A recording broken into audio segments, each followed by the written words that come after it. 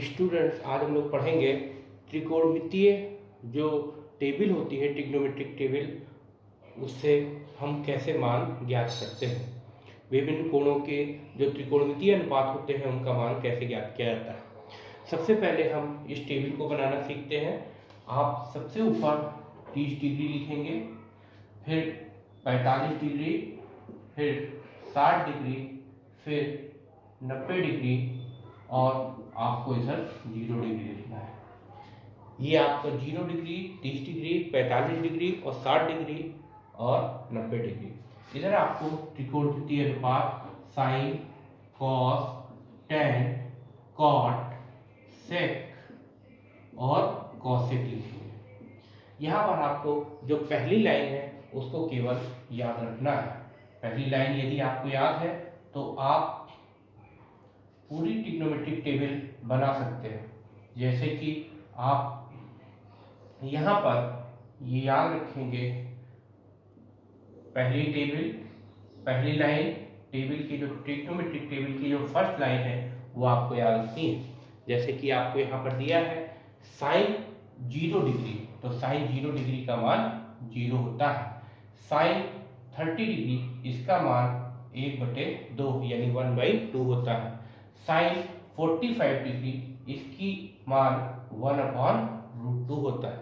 Sign 60 degree, इसका मान √3/2 होता है। और साइन 90 डिग्री, इसका मान 1 होता है। आपको केवल ये पहली लाइन याद रखनी है। अब इस पहली लाइन को यदि आप घुमा देंगे तो आपको cos 0 degree, 30 degree, 45 degree, 60 degree और 90 डिग्री के मान मिल जाएंगे। यानी 90 डिग्री का मान को आपको यहाँ पे रखना है, इस √3/2 को यहाँ पे रखना है, 1/√2 यहीं पे रहेगा, 1/2 यहाँ पे आ जाएगा, 0 यहाँ पे आ जाएगा। यानी आपको अगर पहली लाइन याद है तो आप कॉस का मान निकाल सकते हैं। साइन 0 डिग्री का मान 0 होता है, साइन 30 डिग्री का मान 1/2 होता है, साइन 45 डिग्री का मान 1/√2 होता है, साइन 60 डिग्री का मान √3/2 होता है, साइन 90 डिग्री का मान 1 होता है। इस पूरी पहली जो हॉरिजॉन्टल लाइन है इसको हमने पूरा रोटेट कर दिया तो 1 यहाँ पे आ गया, √3/2 यहाँ आ गया, 1/√2 यहाँ रहा, 1/2 यहाँ आ गया, 0 यहाँ आ गया। इस तरीके से आपने cos 0 डिग्री का मान निकाला जो कि 1 है, cos 30 डिग्री का मान √3/2 है और cos 45 का मान √1/√2 है, cos 60 का मान 1/2 है, cos 90 का मान 0 है। आप देख सकते हैं साइन 45 डिग्री और cos 45 डिग्री दोनों का मान समान है, दोनों ही 1/√2 है। साइन 60 डिग्री का मान और cos 30 डिग्री का मान दोनों ही √3/2 है। साइन 30 डिग्री और cos 60 डिग्री का मान 1/2 है। साइन 0 डिग्री और cos 90 डिग्री दोनों का मान 0 है। इसी तरीके से आप देख सकते हैं साइन 90 डिग्री और cos 0 डिग्री का मान 1 है। तो आपको केवल पहली लाइन याद रखनी है, उसको अगर आप पलट देंगे तो आप cos के मान निकाल लेंगे।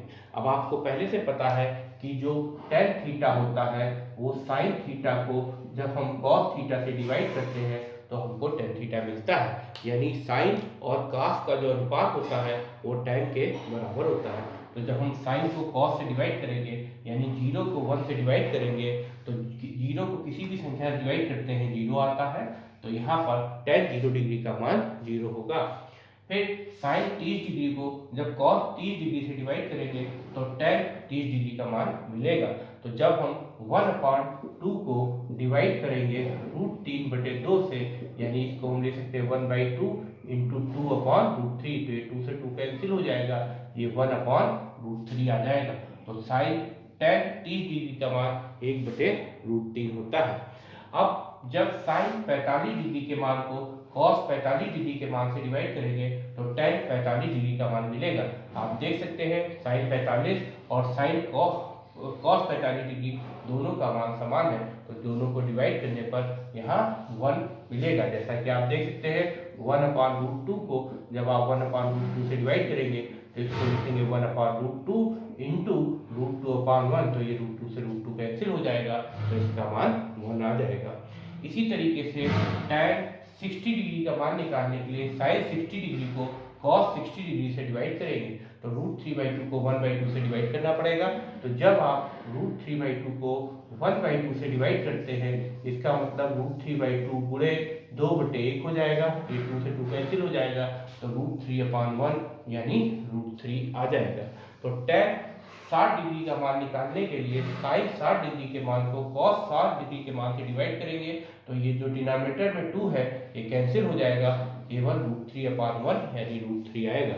इसी तरीके से जब आप sin को cos से डिवाइड करते हैं यानी sin 90 डिग्री को cos 90 डिग्री के मान से डिवाइड करेंगे, वैल्यू से डिवाइड करेंगे तो आपको tan 90 डिग्री की वैल्यू मिलेगी।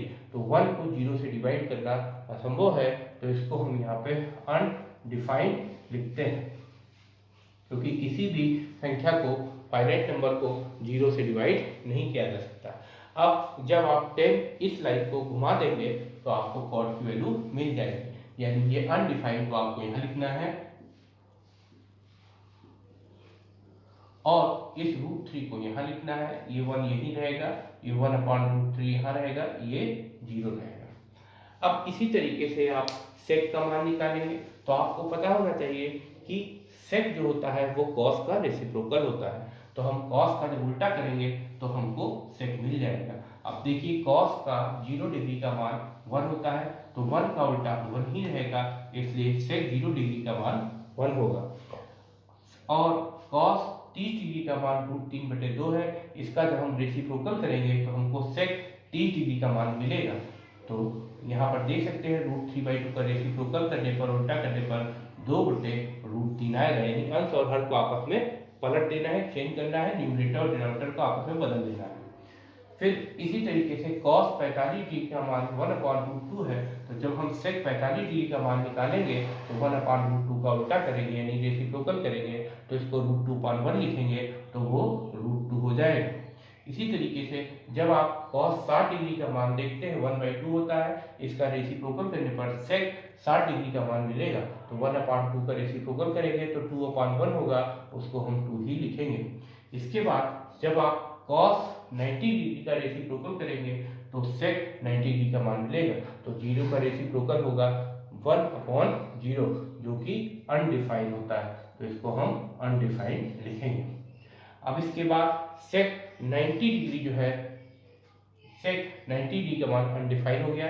अब sec का जब आपको मान मिल गया तो इसको आप घुमा देंगे तो आपको cos के सारे मान, cosec के सारे मान मिल जाएंगे, यानी यहाँ पर जो आप देख सकते हैं cosec 0 डिग्री का मान अनडिफाइंड होता है। फिर cosec 30 डिग्री का मान निकालने के लिए इसको हम 2 को यहाँ लिखेंगे, √2 यहीं लिखेगा और 2/√3 यहाँ पर हो जाएगा और ये 1 हो जाएगा। आप देख सकते हैं यहाँ cosec के मान निकालने के लिए sec के जो मान थे उनको केवल हमने घुमा दिया है। तो यदि आपको पहली लाइन याद है तो आप इस टेबल को, त्रिकोणमितीय टेबल को आसानी से बना सकते हैं। आपको केवल पहली लाइन याद रखनी है, sin 0 डिग्री का मान 0 होता है, sin 30 डिग्री का मान 1/2 होता है, sin 45 डिग्री का मान 1/√2 होता है, sin 60 डिग्री का मान √3/2 होता है और sin 90 डिग्री का मान 1 होता है। अगर इस पहली लाइन को हम घुमा दें तो हमको cos 0 degree, 30 degree, 45 degree, 60 degree और 90 डिग्री के मान मिल जाते हैं। यहाँ पर 1 को हम घुमा के यहाँ ले आए, √3/2 को यहाँ ले आए, 1/2 यहाँ रहा, 1/2 यहाँ रहा, 0 यानी इस पूरे को पलट दिया गया है, तो ये cos के मान मिल गए।